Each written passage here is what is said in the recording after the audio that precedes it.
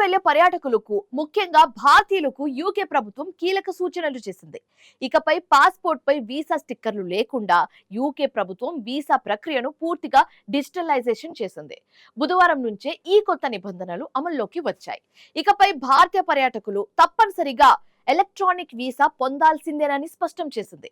ఒకవేళ వీసా అవసరం లేని దేశాల పౌరులైతే ఈటీఏ తీసుకోవడం తప్పనిసరి చేస్తూ నిర్ణయం తీసుకుంది. దీంతో విమానం ఎక్కే ముందు మొబైల్లో ఒక్కసారి డిజిటల్ అనుమతి ఉండాలి అని చూసుకోండి, లేదంటే ఎయిర్పోర్ట్ లోనే నిలిపివేస్తారని తెలిపింది.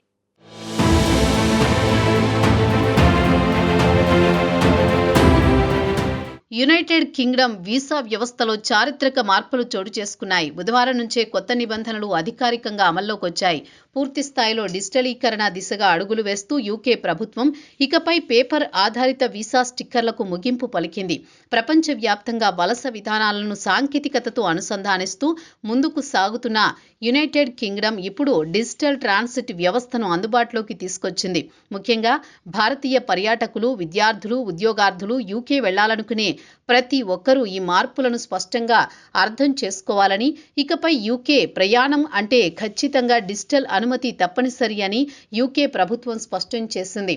ఇప్పటి వరకు వీసా మంజూరు అయితే పాస్పోర్ట్ స్టిక్కర్ రూపంలో ముద్రించేవారు, అది విమానాశ్రయంలో చూపించేవారు. ఇక ఆ విధానం పూర్తిగా రద్దు చేశారు. అన్ని వీసాలు ఎలక్ట్రానిక్ రూపంలోనే జారీ అవుతాయి. వీసా వివరాలు పూర్తిగా డిజిటల్ సిస్టంలోనే స్టోర్ అయి ఉంటాయి.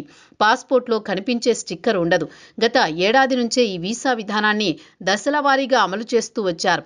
అప్పటి వరకు ఫిజికల్ డాక్యుమెంట్లను కూడా అనుమతించారు, కానీ ఇప్పుడు పూర్తిగా డిజిటల్ మోడ్కు మారిపోయారు.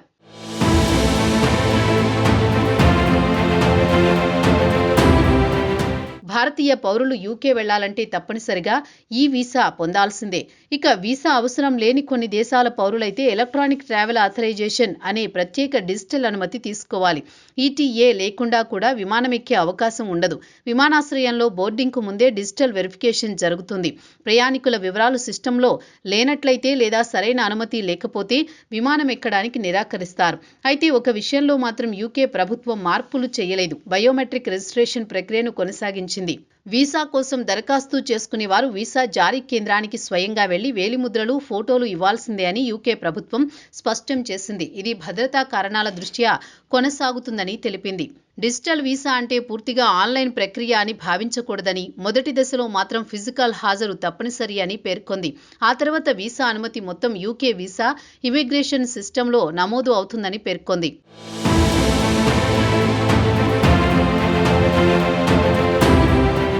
ఇకపై మొత్తం ప్రక్రియ యూకే వీసా అండ్ ఇమిగ్రేషన్ సిస్టంలోనే పూర్తవుతుంది.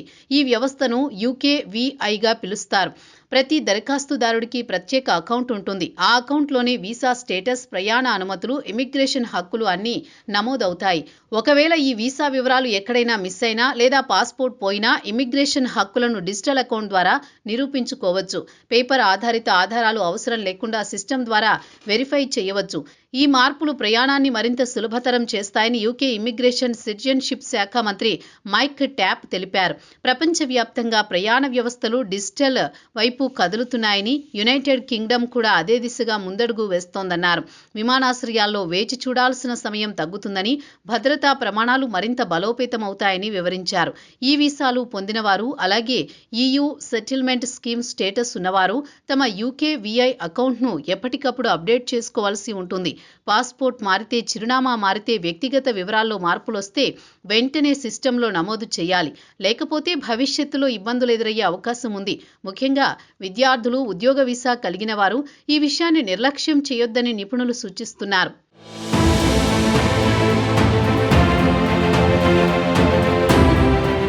ఇక వీసా అవసరం లేని దేశాలైన అమెరికా, కెనడా, ఫ్రాన్స్ వంటి కొన్ని దేశాల పౌరులు యూకేలో పర్యటించాలంటే ఎలక్ట్రానిక్ ట్రావెల్ ఆథరైజేషన్ తప్పనిసరి చేశారు. ఇది భద్రతా తనిఖీలను మరింత కట్టుదిట్టం చేసే చర్యగా భావిస్తున్నారు. ప్రపంచవ్యాప్తంగా పెరుగుతున్న భద్రతా సవాళ్ల నేపథ్యంలో ప్రతి ప్రయాణికుడి వివరాలు ముందుగానే సిస్టంలో ఉండాలని యూకే ప్రభుత్వం భావిస్తోంది. మొత్తంగా యూకే ప్రయాణ విధానం పూర్తిగా డిజిటల్ విధానంలోకి మారుతోంది. పాస్పోర్ట్లో కనిపించే వీసా స్టిక్కర్ అనే సంప్రదాయం ముగిసింది. ఈ మార్పులు యూకే వలస విధానంలో ఒక కొత్త అధ్యాయానికి నాంది పలుకుతున్నాయి. ప్రపంచీకరణ యుగంలో ప్రయాణ స్వేచ్ఛతో పాటు భద్రతా బాధ్యతలు కూడా పెరుగుతున్నాయి. అందుకే డిజిటల్ గుర్తింపు, ఆన్లైన్ వెరిఫికేషన్, ఎలక్ట్రానిక్ అనుమతులు అనే వ్యవస్థలు ప్రాముఖ్యత సంతరించుకుంటున్నాయి. యునైటెడ్ కింగ్డమ్ తీసుకున్న ఈ నిర్ణయం భవిష్యత్తులో ఇతర దేశాలకు కూడా మార్గదర్శకంగా మారే అవకాశం ఉంది.